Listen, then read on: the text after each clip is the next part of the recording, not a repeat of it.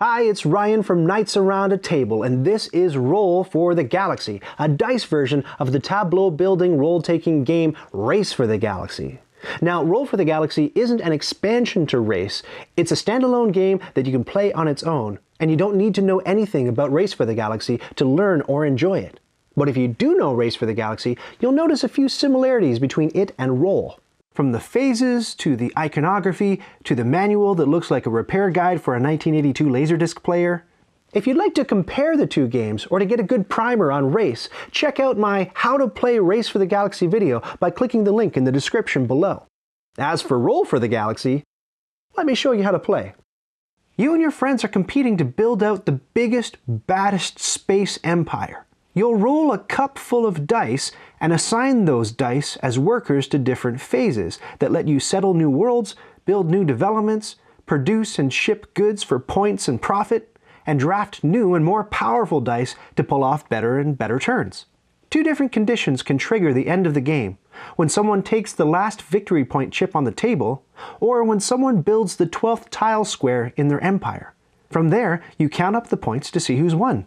You begin the game with a few random squares in your empire that net you some small perks, depending on what you draw. This is the construction area of your player board, where you put any new tiles you acquire. You have to roll the right dice to build these tiles out to your space tableau and reap the benefits. The symbols. It's important to start by understanding the game's symbols. There are two types of tiles that you can build: developments, which are represented by a diamond, and worlds, which are represented by a circle. Each tile in the communal black space bag is double-sided, with a development on one side and a world on the other. Worlds help you get new dice, while developments help you break the rules and gain certain advantages. Both are important to your strategy. You have a plastic cup filled with dice, some of which come standard, and some that might have come as perks from your starting tiles. This horribly named area with a stick figure flipping you off in semaphore is called the citizenry. Dice usually wind up there after you've used them. Out in the middle of the table are 5 tiles representing the 5 phases that can happen in a round of play. They're flipped to their X side to indicate that they haven't been chosen by anyone. Once you roll them, your dice allow you to pick one of the phases to activate, and your dice also let you do the phase's thing for each die you roll with that phase symbol on it. Take it as written for a moment that you're going to be rolling your dice and assigning them to the 5 phases. We'll talk about the actual mechanics of dice rolling a little later on, but for now, let's talk about those 5 phases and what they allow you to do. The first phase is Explore. When you assign your dice workers to this phase, you can choose to either take money or take one or more tiles from the communal space bag. If you choose the money, you slide your little jetpack astronaut thing 2 notches up the scale at the bottom of your player board. Why they didn't make this in the shape of a $sign is beyond me. As we'll see later, money helps you get more dice back into your cup in the next round. If you decide instead to take tiles, you start by looking at the tiles here in your construction area and deciding whether or not to abandon any of them.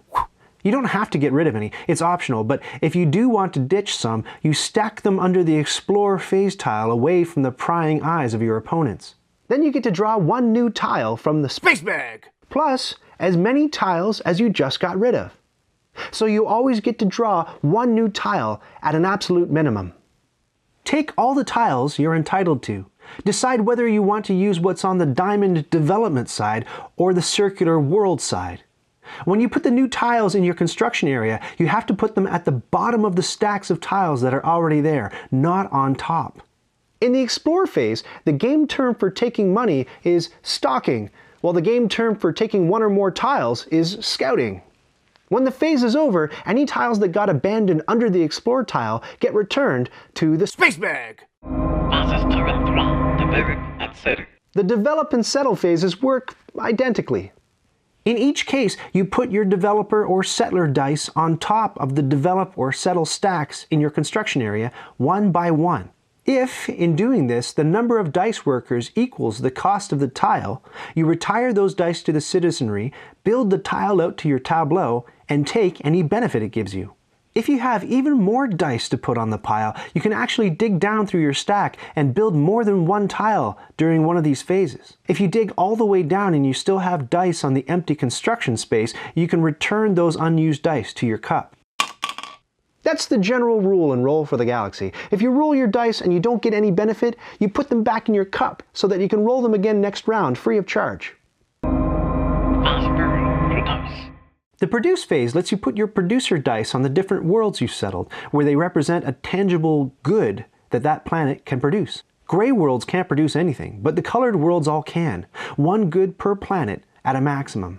As before, if you have any extra producer dice that you can't put anywhere, they go straight back into your cup, because they didn't provide you any benefit this round. Finally, the Ship phase lets you run shipper dice to your planets to pick up your goods and convert them into money or points. Let's look at the trade action, which gets you money first. If your shipper die grabs a good from a blue planet, you can sell that good for 3 credits. You get 4 credits for goods from brown worlds, and then 5 or 6 buckazoids from goods from green or yellow worlds. When you're trading, the color of the dice doesn't enter into it.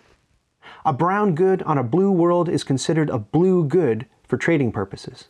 Color does matter if you want to use your shippers to consume your goods for points. You always get 1 victory point at a minimum for shipping off one of your planet's goods. If the goods die matches the planet's color, you get a bonus victory point. And if the shipper die matches the planet's color too, you get another bonus point. So you get a minimum of 1 victory point for shipping a good. You get a bonus victory point if either the ship die or the good die match the planet's color. And a maximum of 3 victory points if the ship die and the good die both match the planet's color. Alright, that's how the 5 phases work. Now let's loop back and see how you actually roll for the galaxy. Off the top of the round, all players roll their dice simultaneously behind their privacy screens. The first thing you do is match all the symbols on your dice to the symbols on this strip in columns. These dice represent the number of things you get to do during a particular phase, if that phase happens this round. So you get to pick one phase that you want to have happen this round. So let's say the Explore phase is extremely important to you. It's do or die. It has to happen this round or you're completely hosed. You take any one of your dice, even if the symbol doesn't match, and put it on the Explore phase. Now the Explore phase is guaranteed to happen. But what about the other 4 phases where you might have workers lined up to do stuff? Well, that depends on the phases your opponents decided to activate. Once everyone has finished placing their dice, everyone lifts their screens and announces which phase they've decided to activate. You flip over the tiles for those phases to keep it straight which phases are happening. More than one player may choose the same phase. Then you go through the phases in order, one by one, and everyone uses any worker dice they have lined up under those phases on their phase strips. Actions that players take on the different phases can happen simultaneously because beyond picking a round, nothing that you do really affects what the other players are doing. It's more important to keep an eye on what they want to do so that you can effectively predict which phase they're going to choose. Because if everybody chooses Explore, none of the dice that you have lined up on any of the other phases get to do anything this round. They have to go back into your cup until the next round. It's a little confusing, but keep in mind that when you use any die to pick a phase, that die sort of becomes an honorary worker for that phase. So if you use an Explore die to activate the Ship phase, that die becomes an honorary shipper, and you can use it to trade or consume a good on one of your worlds. If you really need a die in a certain phase, but you don't roll what you want, you can use a reassign power. Everyone starts the game with a single reassign power called Dictate. If you need to dictate before you lift your privacy screen because you didn't roll what you wanted, you take any one of your rolled dice and put it to the side over here, and then take any other die and place it wherever you need it, where it becomes an honorary worker for that phase. You can only do this after choosing a phase for this round. You can't use a reassigned die to choose a phase or to choose more than one phase. You get one phase pick, max, before optionally using Dictate. Different space tiles that you build out to your tableau may unlock new and more powerful reassign powers for you. You can only use Dictate and any other reassign powers once each per round. Dice that do nothing for you, including dictated dice, go back in your cup for the next round. The ones that do benefit you eventually wind up here in your citizenry.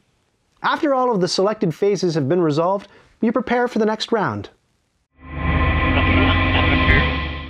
At the end of every round, you have to spend all of your money paying your citizens to get back in that cup, because it's scary and disorienting, and they don't want to go in there. Each die in your citizenry costs 1 credit, and you have to buy back as many as you can afford. If you have more dice than money, you can choose which ones go back in the cup, but you still have to drain your cash to 0. If you have more money than dice, every die goes back in the cup and you're left with some money for the next round. If you finish the round at $0 after buying back all your dice, you always move your marker back up to 1 credit. If you decide that you really need your settlers, developers, or goods back, you can now recall them and put them into your cup, so you can roll them next round, but it may be a bit of a waste. Flip all the phase tiles back to their X sides and check for endgame. Make sure there are still victory points on the table and that nobody has built a 12th tile. Then it's wash, rinse, and repeat until somebody does nab that last point or build their 12th tile. In that event, you finish out the round and end the game. If someone picks up that final point and triggers game end but people are still shipping goods, use a reserve pile of 10-point chips to make sure they get their due. To tally up the points, count your physical VP chips. Add up the numbers for the worlds and the developments you've built that are inside the diamonds and circles on each tile. Unconstructed tiles don't count for nothing. These 6-point tiles are meta scoring tiles. You get 6 points, plus additional points according to the text on the tile. Any fractional points get rounded up. The player with the most VPs wins, and money and dice in the cups breaks ties. Still tied? Then it's a tie! You're all my favorite galactic empire. If you've ever played a deck building game, you'll recognize some of the principles involved here. You start the game with lousy dice, and you use those dice to buy worlds that get you better dice. Your player screen shows a grid of the different faces each type of die contains if you want to calculate your odds of rolling certain things. Some tiles let you discard dice. Why would you want to do that? Isn't rolling more dice better? Well, not necessarily in a deck or dice building game. You usually want to get rid of your garbage dice so you'll have a better shot at cycling through and rolling the stronger dice that you collect. And of course, the main strategy in Roll for the Galaxy is to keep an eye on what your opponents are doing so that you can predict which phases they're going to choose, because there's no sense in you wasting a die on a phase that you already know is going to happen. There's 0 player interaction in Roll for the Galaxy, but it's the sensitive, empathetic player who will excel. Here are a few stray rules worth mentioning. You have to employ all of your workers. It's not optional. If you have 3 dice lined up under Explore, you're exploring 3 times, whether that's stalking or scouting. You can't decide you don't want to explore anymore and chuck these dice back in your cup. If a worker can't be assigned, like if it's a good and you have no worlds to put it on, or it's a shipper and you have nothing to ship, then that die does go back in your cup. But if you can use it, you gotta use it. Sometimes certain tiles will net you extra developers or workers on your stacks so that you can afford to build your tiles. Those tiles can't actually be constructed to your tableau until the develop or settle phases are called. So cool your jets. You have to select a phase with one of your dice before using any of your reassign powers, including Dictate. Some dice faces have Kurt Vonnegut's butthole on them. These are wild symbols, and the dice can be assigned to any phase. But once the player screens are lifted, those wild dice are locked to wherever you assigned them. Purple dice count as any color for the purposes of shipping and consuming goods. All players perform their actions simultaneously, which keeps the game humming along at a good clip.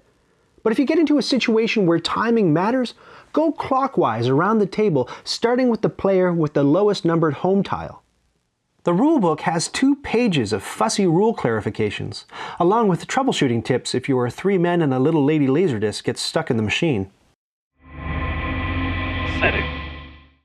To set up the game, each player picks a color and takes a plastic cup, a privacy screen, a phase strip, and a player board. Everyone takes a credit marker that looks almost but not entirely unlike money and places it on 1 credit. Deal everyone a random double faction tile and a special homeworld tile, which they put out in front of them to start their tableau. Then everyone draws 2 tiles from the space bag and places 1 on the development construction space and 1 on the settle construction space. If this is your first game, the manual recommends choosing the least expensive side of these tiles to go face up, but if you know the game pretty well, you don't have to. Everyone gets 3 white dice in their cup and 2 on their citizenry. Then, take a look at the one-time perks your starting tiles offer you. You may get more dice in your cup or extra dice in your citizenry, bonus cash to start you off, or maybe even a good to place on one of your worlds.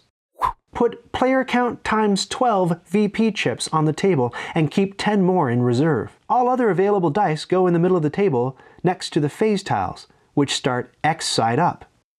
And now you're ready to play Roll for the Galaxy.